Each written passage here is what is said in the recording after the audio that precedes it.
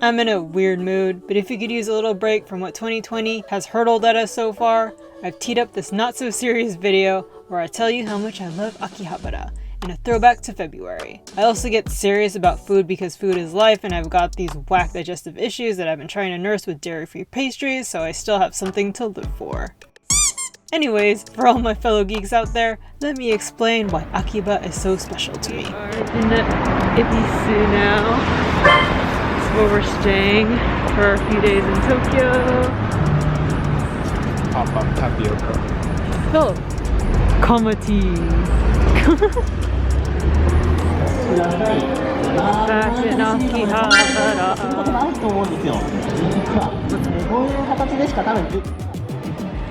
All the foreigner people still in the shop, that's why. You're a foreigner.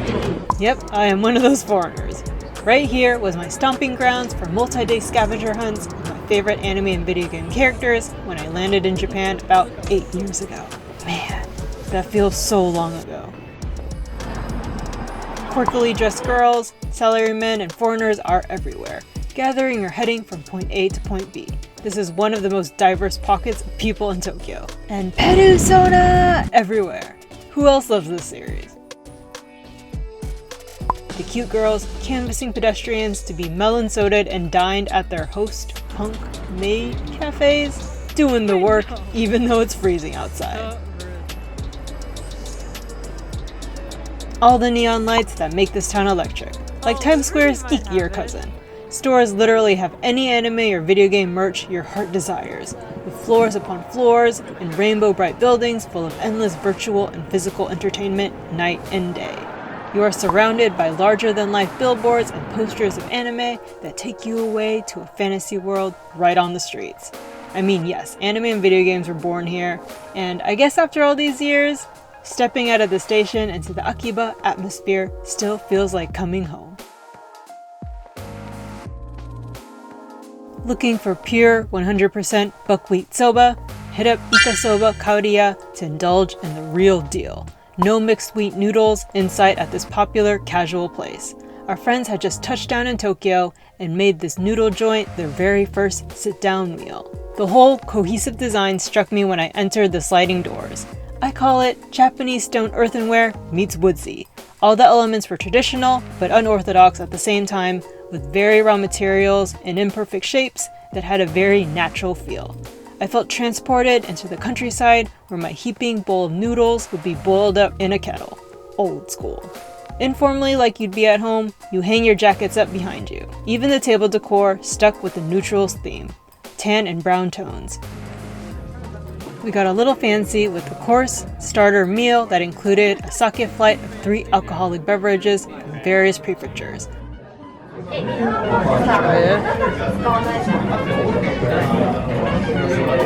Simple plain case. Oh, that's from Niigata. Oh, it's similar to the clean one we had. Niigata? Oh, okay. Yamagata.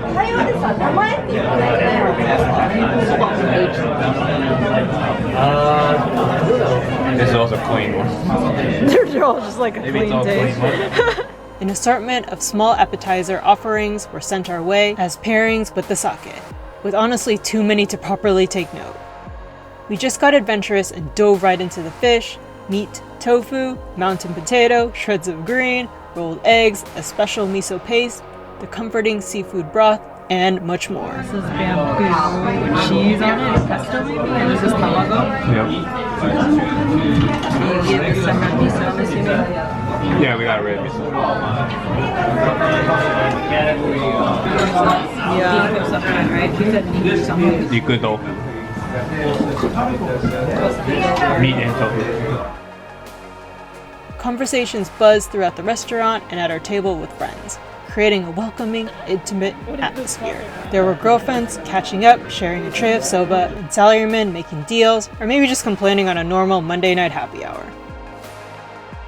Our friends ordered the hot duck broth soba that reminded me of a duck soba specialty bowl that a restaurant in Seattle called Kamonegi had on the menu too.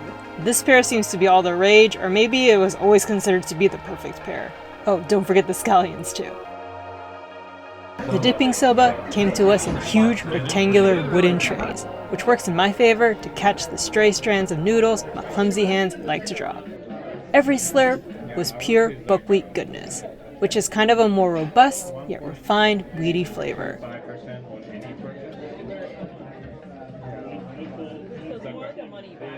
The noodles are really the centerpiece here.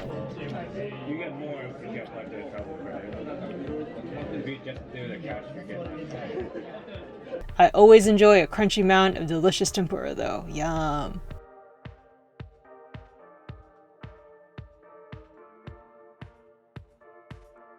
For some uninterrupted time to chat and eat at your own pace, this is an amazing modern but traditional eatery for happy hour or dinner if you're in or close to Ebisu.